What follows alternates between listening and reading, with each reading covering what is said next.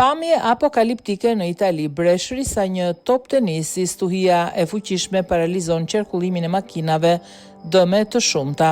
Italia është përballur me një mot ekstrem ku stuhitë e fuqishme të breshërit sa një top tenisi në disa raste kanë shkaktuar dëme të mëdha në rajonet veriore, ndërsa jugu i vendit vazhdon të përballet me temperatura mbi 40 gradë Celsius. Një nga situatat më kritike u regjistrua në autostradën A13 pranë Ferrarës, ku breshëri me përmasa deri në 3 cm detyroi shoferët të ndalonin automjetet. 10 makina pësuan dëmtime të rënda me xhama të thyer dhe karroceri të shkatëruara, ndërsa autoritetet raportuan edhe persona të lënduar.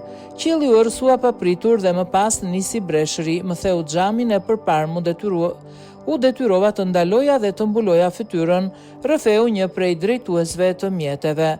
Stuhit goditën gjithashtu rajonet e Lombardisë dhe Emilia-Romanjës. Në Milano, moti keq detyroi evakuimin e rreth 80.000 spektatorëve nga një koncert, ndërsa në Ravenna u rrëzuan mbi 100 pemë, u dëmtua çatia një shkollë dhe u bllokuan për disa orë rruga kryesore. Probleme u shënuan edhe në transportin hekurudhor dhe atë rrugor, me vonesa dhe anullime të shumta. Sektori bujqësor ka pësuar goditje të rënda. Shoqata e fermerëve raportojnë dëme të konsiderueshme në kultura si misri, soja, orizi, luledielli dhe pemishtet, ndërsa rrjetat mbrojtëse dhe infrastrukturat bujqësore janë shkatëruar.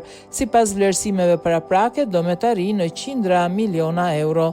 Brenda 3 ditëve në Itali, në veri të Italisë janë regjistruar 192 stuhi të forta breshëri me kokra akulli që në disa zona ka arritur deri në 10 cm diametër.